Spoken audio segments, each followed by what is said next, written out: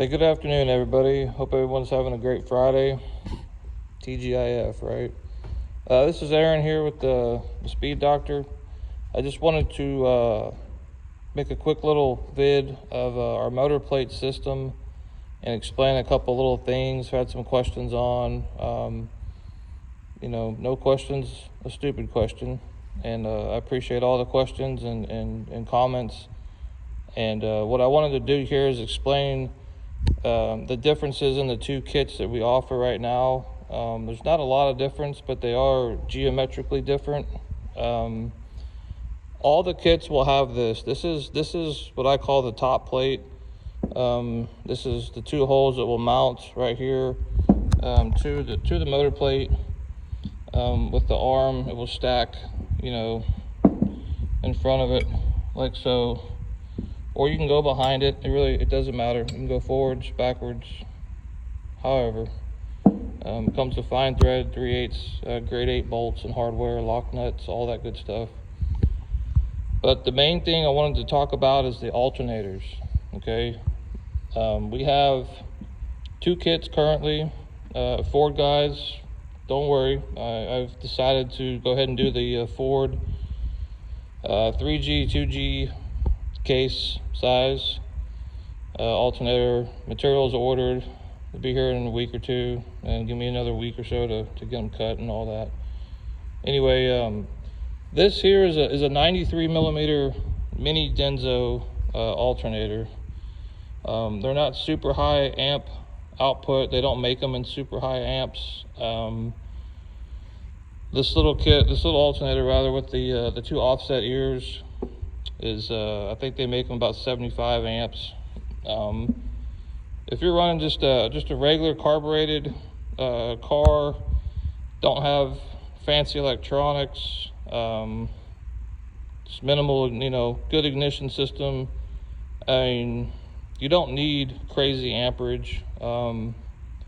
Remember, most production cars in the 80s, when EFI was in its kind of infancy a little bit, independent fuel injection, like a 2G Ford alternator from the factory, it was like 75 amps. Then the 3G came out in 94 and it was 140, but everything functioned, pretty well. Again, it's definitely your choice. I'm not telling anybody at all how to what alternators to run. It's definitely up to the user. Just a little history there on alternator output. But this mini Denso, they make them in a 93 and 100 millimeter cases that fit our system. The small one has the offset ears here, the 93 case.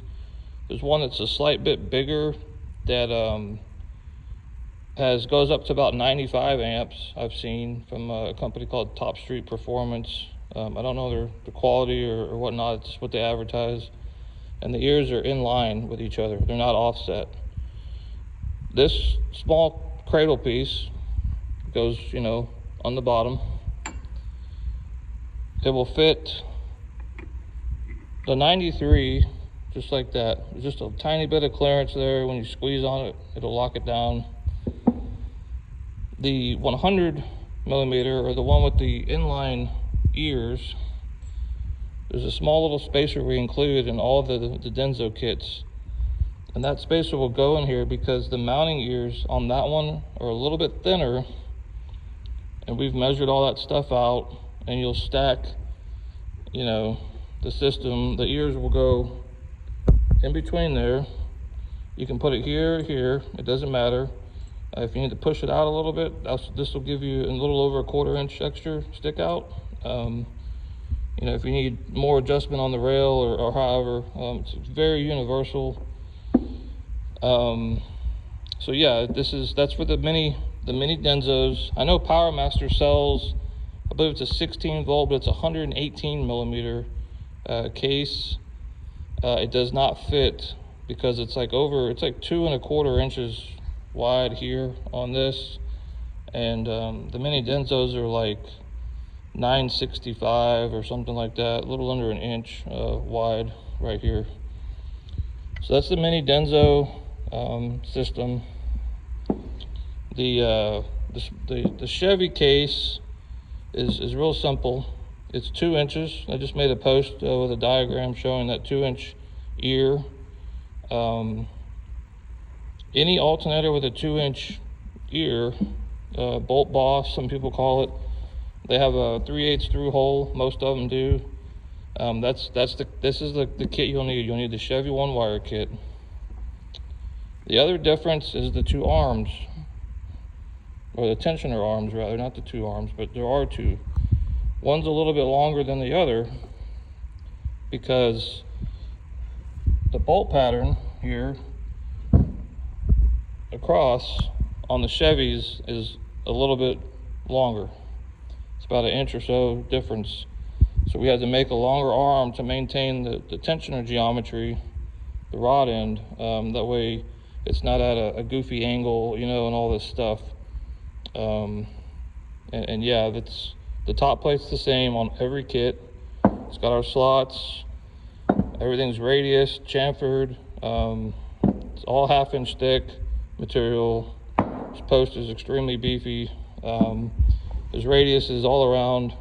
Anywhere there's a floor, we put radius geometry and everything. You're also going to get a template for drilling the 2 holes. This template is this geometry. So you can put this up on your motor plate, you know, say this is the that little line there on my paper towels is the bottom of your plate.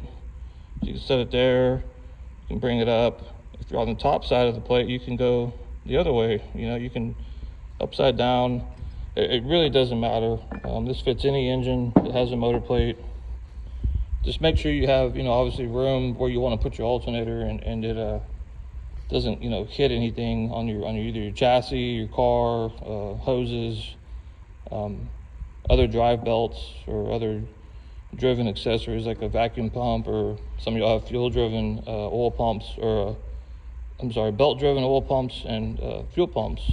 So anyway, these things have been selling like crazy. They've been out for about a month and a half, 2 months, and again, appreciate all the orders.